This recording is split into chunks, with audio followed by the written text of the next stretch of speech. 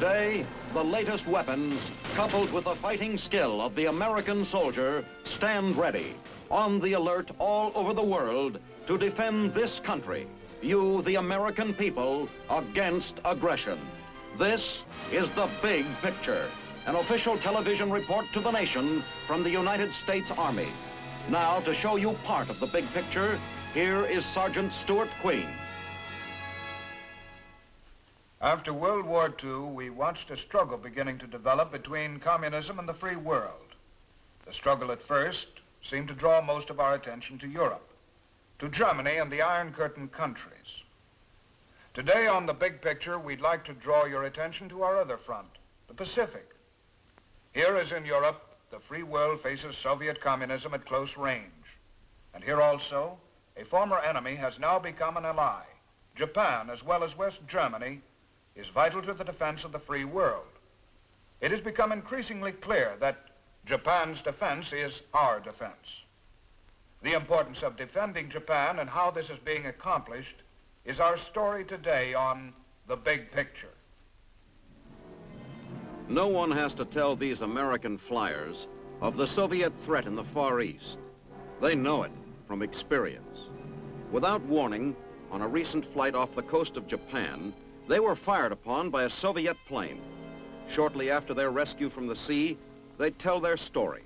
We spotted the fighters off to our right, and I turned inbound to head back.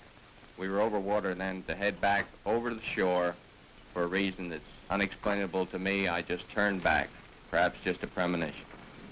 I turned back to a heading of west, and when we were on a heading of west, I was notified by one of the crew members that a pass was being made, and in the same breath, a firing pass. Flames reported outboard of number 1, and we have no way of controlling them outside of the engines, so I decided in the interest of the safety of the crew that we should leave. We did not fire back as much as I would have liked to, simply for one reason, that I did not get my mission accomplished, and either myself or someone else from our outfit was going back to get those pictures. An incident such as this serves to remind us that in the Pacific, the front lines of the Cold War are often somewhat warm. Here in Asia, a narrow sea separates Japan and the free world from Soviet communism.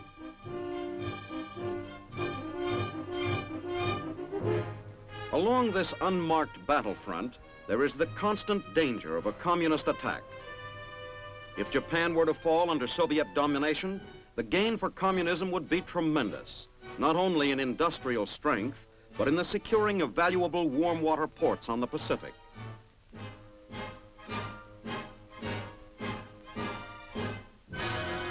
To prevent this possibility, a strong, well-defended Japan is vitally important and necessary, not only to ward off an attack such as occurred in Korea, but to maintain our own system of defense in the Pacific.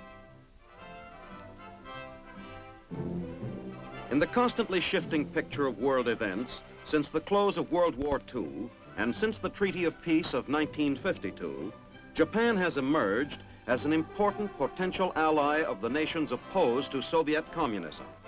We have made peace with a one-time enemy, and it is not in words alone.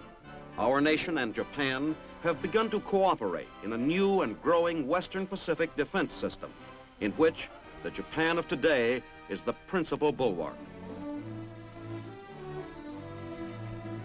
The desire of the ordinary Japanese to live in peace, the completeness with which Japan has accepted a democratic way of life, such factors have helped to allow this energetic country to rebuild its war-torn cities and to proceed rapidly along the road to post-war recovery.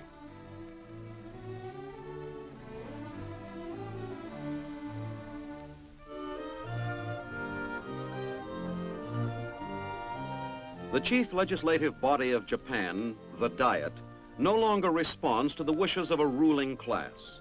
Gone forever is the domination of the warlords bent on carrying out their dreams of world domination. Instead, Japan is governed by the people themselves through their elected representatives.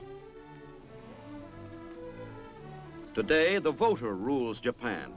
Given their first chance to really have a say, the Japanese have already proven themselves to be great lovers of freedom and important potential allies in the Cold War between East and West. With women voting too, for the first time in Japanese history, this country is quietly undergoing a revolution toward democracy.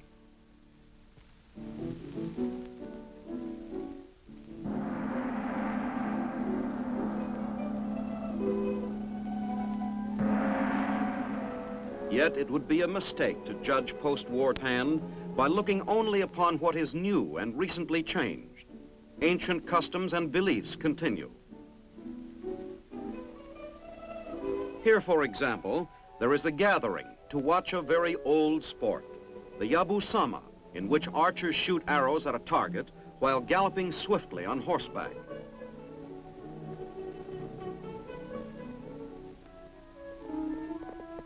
The game is staged on the same course used 7 centuries ago.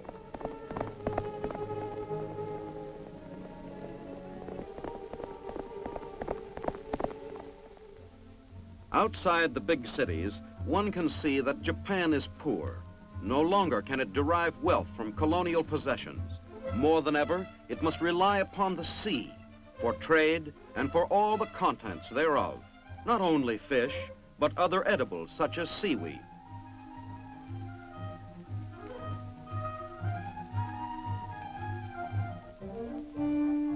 Perhaps the most important factor in the future status of Japan as a nation and as a self-sufficient partner in a Western Pacific defense system is her ability to trade with the rest of the world. Trade seems the most likely means of strengthening Japan's economy, and energetically, she is pursuing this course. From her excellent harbors, her products are now being shipped to world markets, and it seems clear that she will be successful as an industrial nation competing for these markets.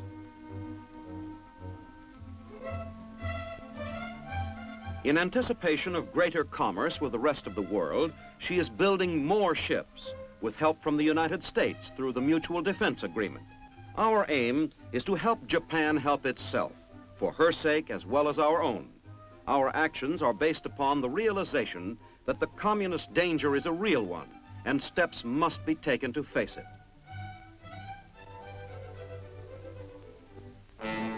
The clarity of the Soviet threat to take Japan by one means or another can be seen in the May Day riots in Tokyo during the last few years.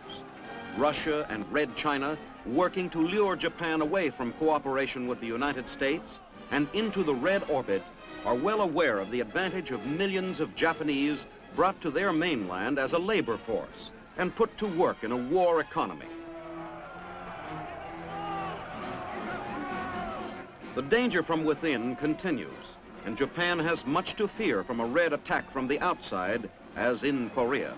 Today, the communist strategy is being pushed on all levels, political, military, and economic. Our answer has been increasing cooperation on all levels. In the sphere of trade, we are pointing out ways for the Japanese businessman to discover new markets, in America as well as elsewhere. Japan, in spite of military defeat, is still the most advanced Asiatic nation.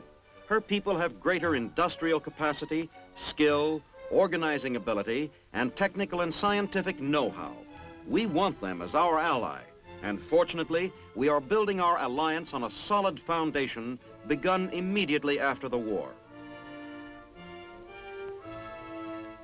Since the first days of the occupation, we have avoided the role of victor and instead have attempted to understand and guide the Japanese people. We have tried to show them the way and then allowed them to carry on by themselves.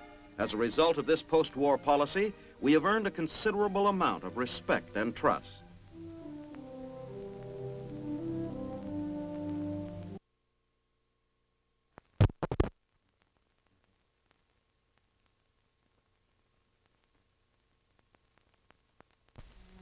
Our military occupation of Japan was unique because as a conquering nation, we rejected force or even persuasion. We simply offered democracy. Japan, although steeped in the past, responded to this kind of treatment, and our military personnel, were accepted more as friends than as conquerors. They, in turn, found much to appreciate in Japanese life.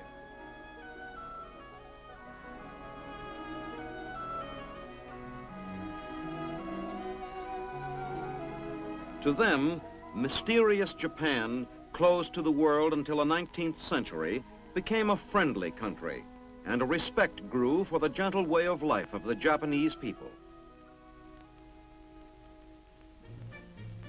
Troops stationed in Japan after the war found life here not always interesting or comfortable. Occupation duty was a job to be done and was far from home, and duty in the States often seemed highly desirable.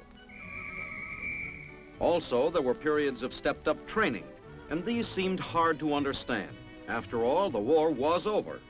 Although, to some men, the routine of active training may have appeared not only endless, but pointless, there was method to these refresher courses, as later events were to prove.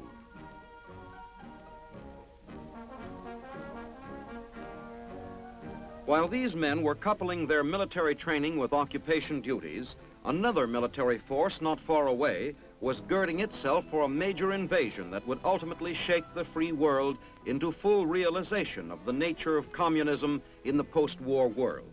The attack by communist troops eventually came, and many of these men who were here in Japan, primarily as occupation forces, were overnight in the thick of fighting in Korea, flown to the front to halt the Red invasion.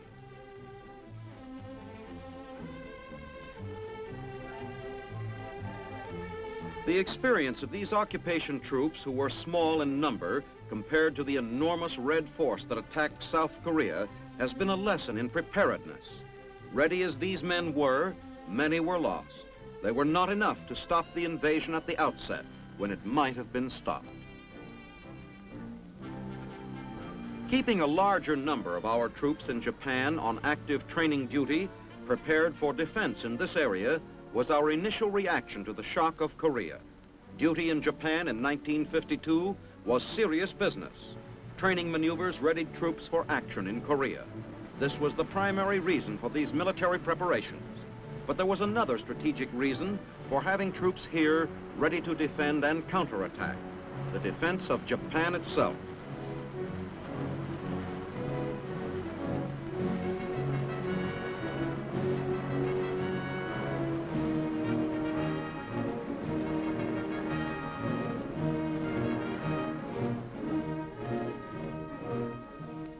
With the war in Korea over, the danger to Japan continues, and men are needed on its beaches to fend off the enemy wherever he might strike. The expense of defending Japan with large numbers of our own ground troops mounted. Gradually, a new strategy began to evolve after the Korean War, based to a large degree on the developing techniques of troop transport by air.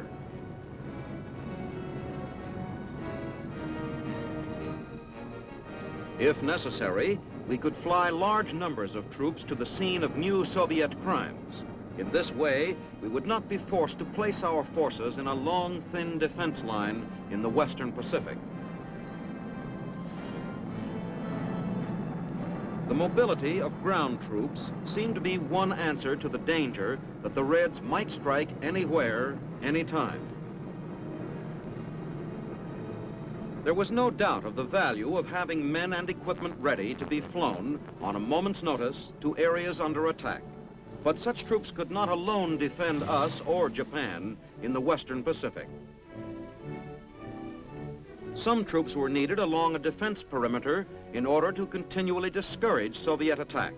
Until recently, American troops have been used in Japan both for this local defense purpose and as a mobile air-transported fighting force.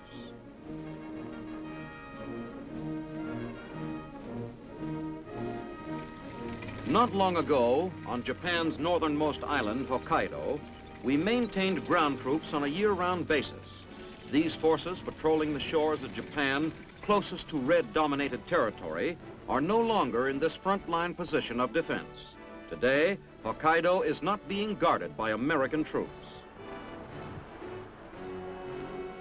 Instead, the bulk of the American force which has been required in Japan for purely local defense is being gradually brought back to rear bases. The departure of many American troops from the Far East is part of a major change in U.S. strategy. Formerly, our policy was to commit large numbers of U.S. land forces in Asia to a degree that left us no strategic reserves. In effect, we spread our power thin. Now, we are bringing back many of our troops to reserve bases, such as Okinawa and Hawaii and the U.S. As a result, we will be better able to use our fighting forces with massive retaliatory power wherever communism strikes at the free world. Our new policy is to deter aggression by responding to communist attack with highly mobile, naval, air and amphibious units with greater effect than ever before.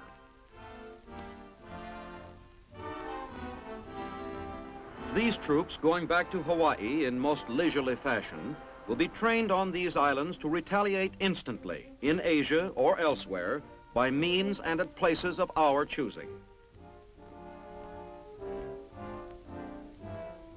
Meanwhile, in Japan, local defense will be handled by the Japanese themselves. Back in 1946, the nucleus for the present Japanese military setup was a well-organized and trained police force. Just as in those days, we were anxious to see Japan maintain internal security, we are interested today in seeing the Japanese people well prepared to defend their homeland from outside attack.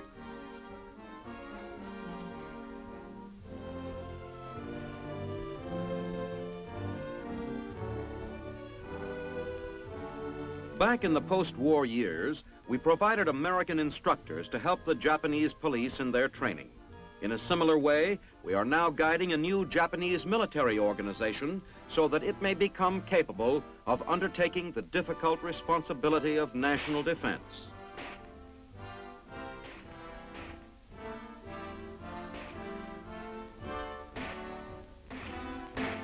The National Police Reserve, which was formed to preserve order in Japan, had from the beginning many characteristics of a real army.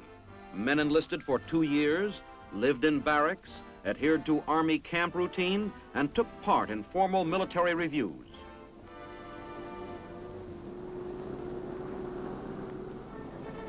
Discipline was encouraged, but not by a stick, a method of enforcement for which the old Imperial infantry was well known and feared.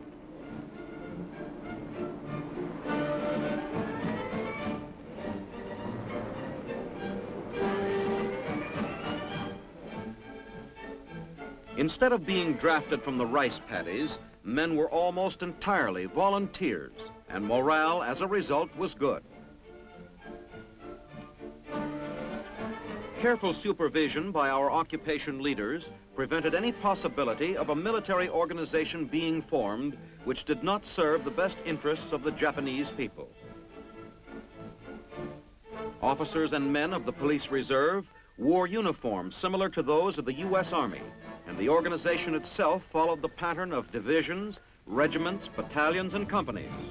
Out of this police organization came the National Safety Corps, presently called the Japanese Self-Defense Force, an army which we in America will regard with increasing interest for the role it will play in the defense of Japan and in our system of Western Pacific defense.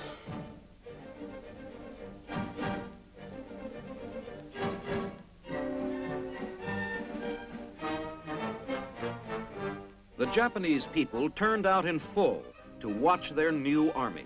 It was different from the one that had paraded back in the days of imperial power. The men they saw were not the sullen types of the old army, soldiers contemptuous of the ordinary Japanese citizen. This was a different kind of Japanese in uniform, one whose first duty was not to the warlords, but to the Japanese people.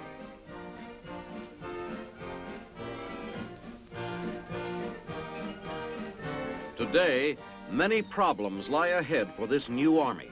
Most important is the need for adequate equipment, which at present time her own industries cannot provide.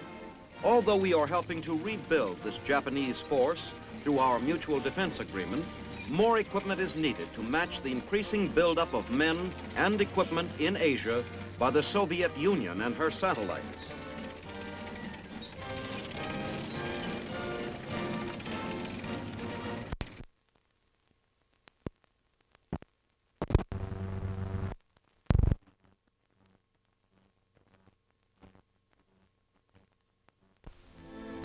More than an army is needed to protect the long shore of Japan with its many excellent ports. Japan does have a maritime force at the present time, but it is much less developed than her army, having some 120 small ships. Among these are 18 obsolete frigates and 50 slow landing craft. In the near future, Japan is expected to receive destroyers from the United States. Similarly, the Japanese Air Force is receiving planes and flight instruction. Gradually, Japan's ability to defend herself is being bolstered. For years, American troops have been stationed here in Hokkaido to keep an eye on the Russians, who occupy bases only a few miles away. But now on Hokkaido, we are able to pull back our troops to a position of strategic reserve, and 50,000 Japanese soldiers, more than 1/3 of the nation's self-defense force, are moving in. The changeover is a real step forward in our mutual defense.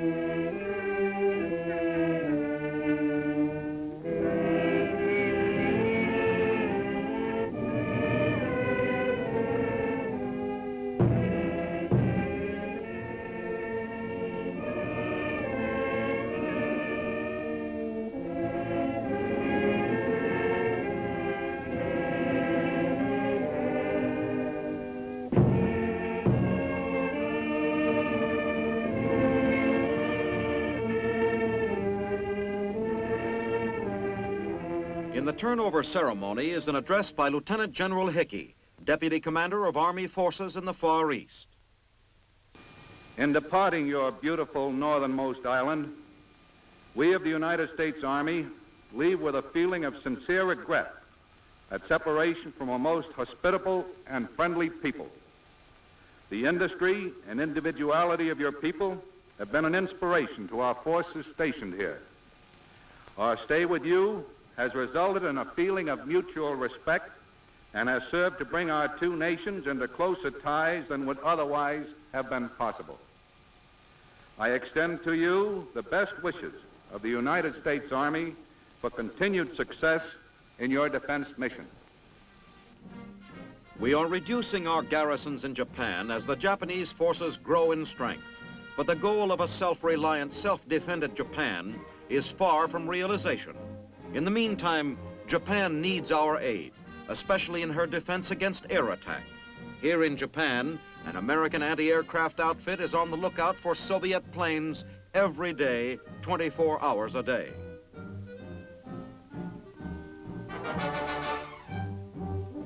There have been estimates that the Reds have on the Asian mainland a minimum of 200 B-29 type bombers, more than the United States had during its peak effort against Japan during the Pacific War. In addition, the Russians are said to have several hundred light jet bombers capable of hitting almost any part of Japan.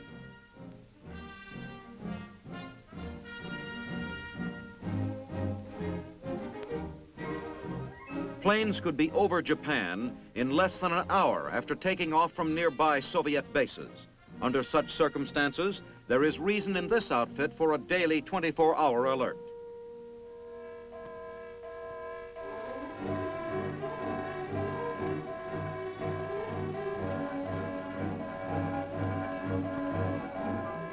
These Americans in Japan have a job that keeps them on the run. Once they hear the signal, there's just one place to be, at the guns. With teamwork and practice every day, these men are becoming deadly accurate in the use of the highly complicated machinery required for anti-aircraft fire.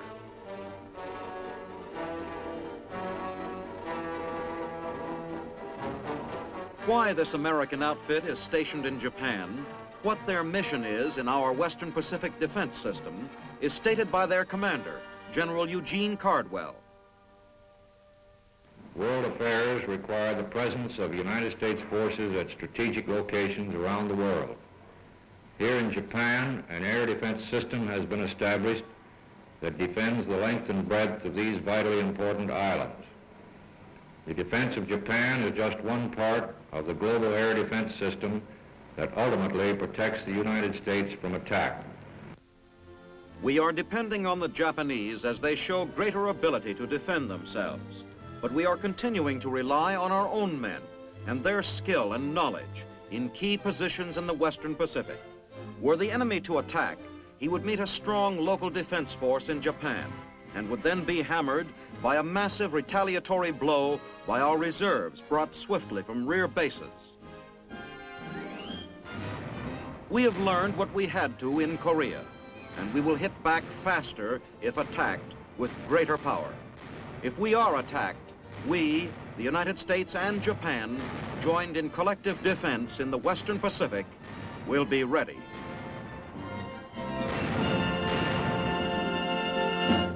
We are meeting the Soviet threat to our west by helping Japan defend itself and by standing behind her with our own forces in the event of Soviet attack. This is Sergeant Stuart Queen, inviting you to be with us next week for another look at the big picture. The Big Picture is a weekly television report to the nation on the activities of the Army at home and overseas.